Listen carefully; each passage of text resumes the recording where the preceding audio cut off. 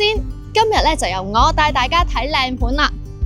嗱，而家市就旺咗啦，咁所以好多新樓嘅開價咧就進取咗。咁可能你就會問啦，同一個屋苑究竟買一手好啊，定係二手好呢？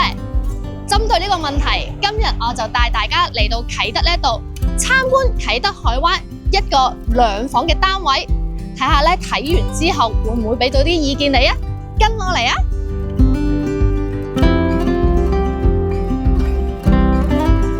啟德海灣就位於啟德成豐道15號，大概咧就喺跑道區嘅中間位置，由嘉華牽頭發展。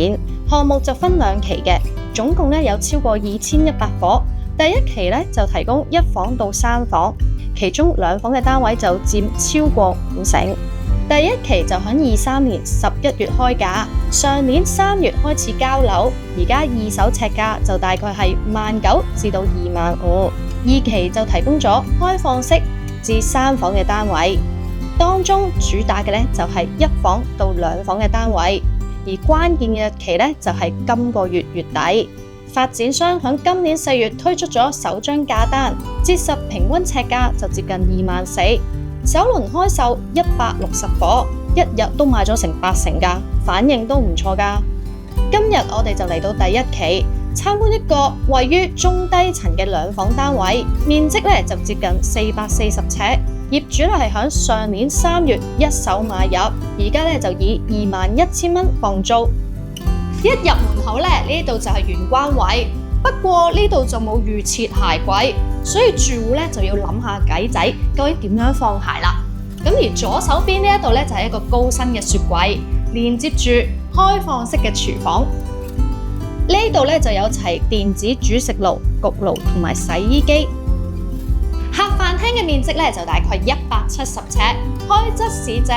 嗱，右手邊咧就見到有個餐台啦，而左手邊呢一度咧就有梳化喎。其實兩邊咧都設有天線位嘅，咁所以電視機無論擺左手邊定係右手邊都可以啦。咁擺家私上嚟嘅時候就比較靈活啲啦。單位咧就連一個3合1嘅露台，望向東北就會睇到東九龍嘅內海海景，景觀都幾開揚㗎。單位嘅2間房咧都做到廳房同向，客房嘅空間就細啲，面積咧就大概46尺，而家就放咗張碌架床。主人房嘅面積咧就大概81尺，開側市正。嗱，見到右手邊呢度咧擺完個雙人床之後咧，就只能夠單邊落床。咁不過咧，左手邊擺埋個衣櫃就啱啱好啦。單位嘅廁所咧就維持住交樓嘅標準，鏡櫃、洗手盆呢一啲咧就有齊噶啦。咁不過咧就係黑廁，所以要靠浴室寶去抽風。講多少少呢一個屋苑嘅基本資料俾你知啊。呢度嘅小學咧就位於34校網，而中學咧就位於九龍城區。交通方面咧，因為跑道區距離地鐵站咧都幾遠噶，咁所以呢度嘅居民咧都係要靠搭巴士啦，往返啟德站嘅。咁而啟德智慧綠色集體運輸系統依家就招緊標，相信落成咗之後咧就會方便唔少噶啦。